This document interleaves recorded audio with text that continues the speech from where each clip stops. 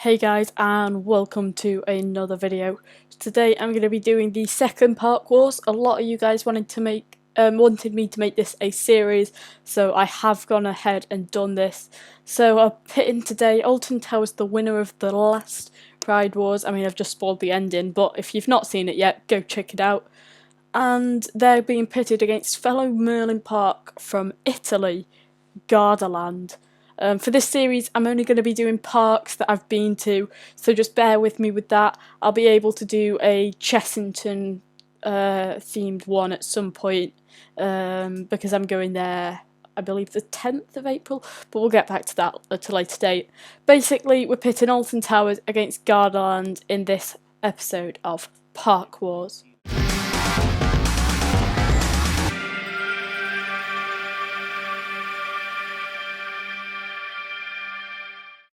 So category 1, as always, is the coaster category, and if you didn't see the last episode, this is pretty much how it works. All 16 coasters from the two parks have been listed, and each place a coaster is in is given points. So like first place gets 16 points, second gets 15, third place 40, and so on, until 16th place, in which you get 1 point, and then all points are added up at the end of the round, and that is their total so far. So we're just going to quickly brush through these. In its 16th, we've got the Octonauts coaster. Then we've got the Kung Fu Panda Master, the two kind of kids rides there.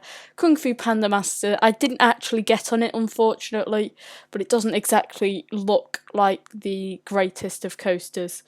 It's just your standard layout. Spinning coaster. Next up is Runaway Mine Train, the Mack-powered coaster at the Towers. It's a nice little family ride. Blue Tornado, I really didn't like this. I mean, it does beat out some of them. And if it was up against Infusion, it would probably beat Infusion because I find that rougher. But Blue Tornado, I just don't like it at all. I found it rough. Just the whole thing. SLCs are absolutely dreadful. Number 12, we've got Sequoia Adventure. This ride gets a lot of stick. I don't think it's great, but I don't think it's that bad either. The restraints aren't the greatest on it, but I didn't find them too kind of like restrictive. I just thought it was boring, really, because it's, I believe, is it powered the whole way? It might be powered by its own gravity, though, to be fair, I'm not sure. But it's not the greatest ride, is it? Let's be honest. At 11, we've got another ride from Gardaland. It's Mammoth, the Vekoma family mine train, themed kind of like, I guess it's a knockoff Expedition Everest, you could call it, possibly. I don't know. Number 10, Spinball Whizzer. Number 9, Galactica. As I've said in the Alton Towers vs Blackpool Pleasure Beach video, I really don't rate Galactica that much, thanks to the VR, that is. Number 8 is Rita, and number 7 is 13. So the Tower's picking up a big chunk of 4 points there. Next we've got Magic Mountain, and that is as Magic Mountain, not as Shaman, which is its new VR thing, because I've never experienced it with VR, and I don't think I will anytime soon. But Magic Mountain, it was actually a really good ride. It was my third favourite coaster at the park. It really exceeded my expectations, and if there's any coaster that's exceeded my expectations more, then it is Magic Mountain. For a Vekoma custom looper with 2 loops and 2 corkscrews, that's pretty much the whole ride, and a helix at the end. It was really, really good. At number 5, we've got the Smiler. Obviously, you may think it's a bit low, as with the other Park War, but I don't really rate the Smiler that much. Sorry if I triggered you. But it's alright. It is in 5th place still, but I don't really rate it that highly. And at number 4, we've got Oblivion. Number 3, we've got Raptor. Obviously, the B&M Wing Coaster. Really, really solid ride. Loved it. At number 2, we've got Oblivion, the Black Hole. The theming on that ride is truly what made it. I mean, it was incredibly themed. The soundtrack to it's great. I can't find this soundtrack anywhere on the internet, unfortunately, but it does have a really great soundtrack. And then at number 1, of course, it is Nemi. What else would it be but the Beast? And from the images I've seen as well, the TLC program on that over the winter close season looks really great. They've been working on the station, I believe. So the track last year and the station restorations are absolutely brilliant this year. What effect does that round have on the scores then? Well, here it is. Alton Towers had picked up 79 points after that round, whereas Gardaland only have 57, lacking behind a bit there, Gardaland. Will they pull it back? Let's see in the next round, which is flat rides. It works the same way as coasters, but there is actually only 4 flat rides, and I am counting the Flying Island as a flat ride and not a family ride here, just because I am. That's pretty much it. At number 1, obviously, it's Space Vertigo. It's an awesome drop tower. I loved it. I experienced it twice when I went to Gardaland, and the forces on it are really good. It does look small, and it is small to be fair, but for the size it is, it really does pack a punch.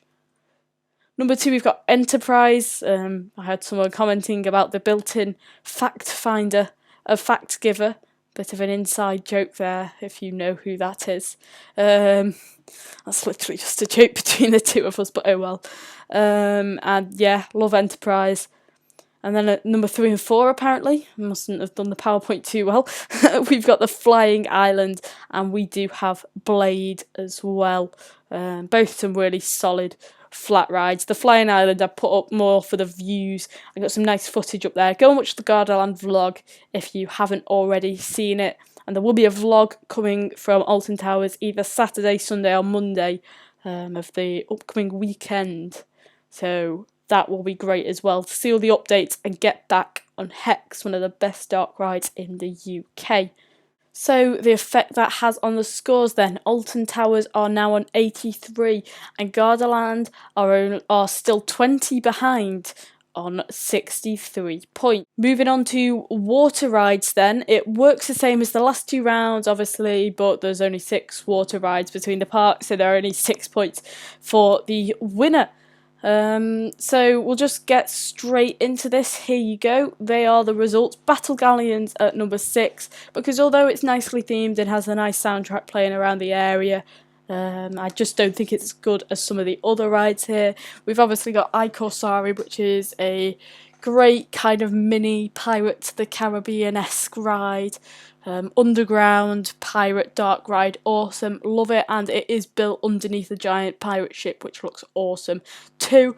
Next up is the Congo River Rapids, which are alright, although as the Tower's headline water ride, it's just a bit disappointing really, obviously with the removal of the flume. Number 3, we have Colorado Boat, which was really nice. It is short, and the water in it is really fast paced. They're not messing around with it. Jungle Rapids, I love the theming on there, so much superior to the Congo River Rapids. The theming was insane, despite the fact it wasn't much of a soaker and the photo point was a bit dismal really, because they put the camera behind people so you don't actually get your face on it. The Jungle Rapids is a great ride, and you get to go inside the giant volcano. If you've not seen a POV of it, I recommend go watching it, because the theming on it's awesome.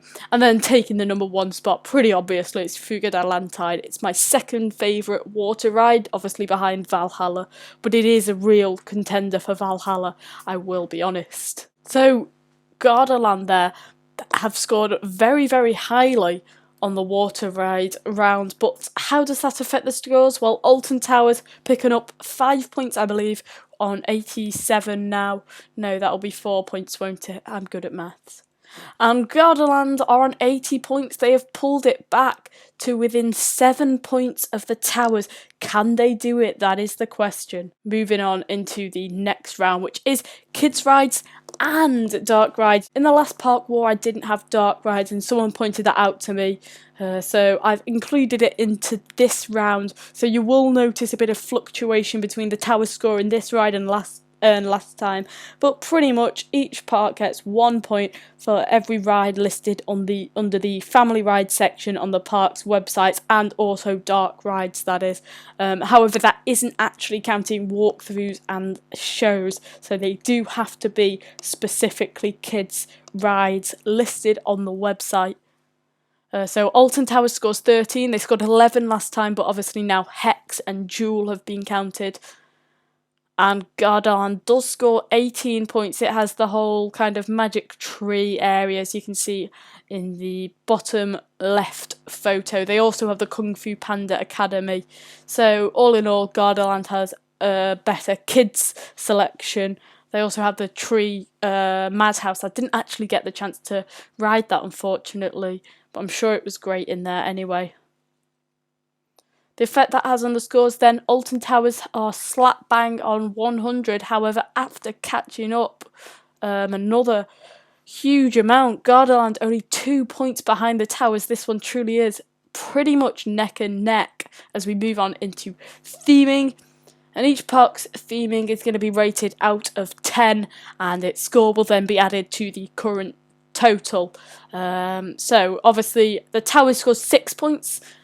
Just kept that the same from the last park was. The Towers theme is alright, they have it nicely themed into areas, but it's nothing special. What have Gardaland got? Gardaland have got 8 points on theming, which does I believe draw them level. We'll check that in a second. But the theming everywhere, like Oblivion, the Black Hole, that big, I believe, Poseidon, is it? I don't know, but he's around Fury the Lantide, which is brilliantly themed as well. Just the theming around the whole park, I really, really did love. The effect that has on the scores then, Alton on 106, and so are Gardaland. They are literally neck and neck now. What will happen going into the next round? Will the Towers take back their lead, or will Gardaland pick up more points and take the lead off the Towers? Well, Operations is next, and each park is going to be given out of a score out of 5, and then the total is added to the total.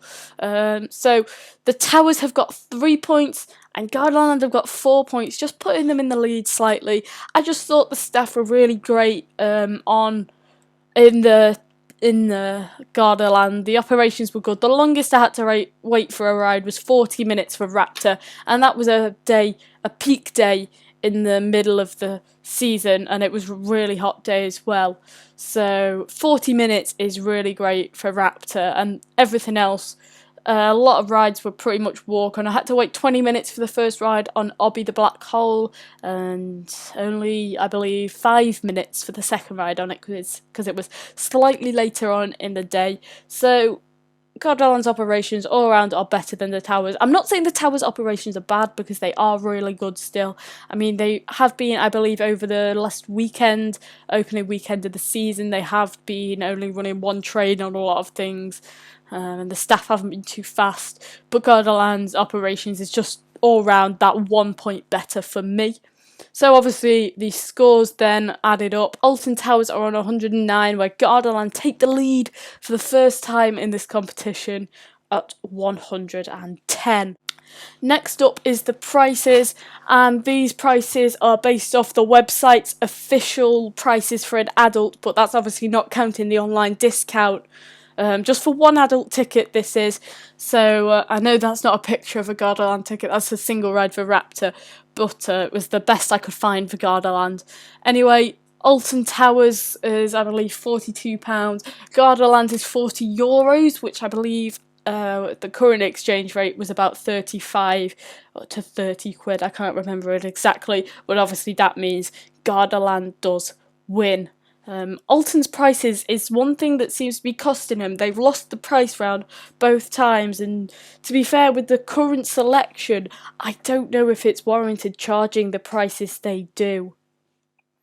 The scores though after this round are 109 to 114. On to the final round then, it is Park Atmosphere. Kind of like friendliness, cleanliness of the park, staff friendliness, that is, and the staff morale, and just the general feel of the park, I suppose. So, as with last time, Alton scores 7 points and Gardaland scores 9 points. So, Alton won't be getting back into it. I just think Gardaland's atmosphere is all around nice, but obviously, the effect that has on the scores is 116 for the towers, and Gardaland, with a strong 123, have won this park war. Who would you have had won? Tell me in the comments below.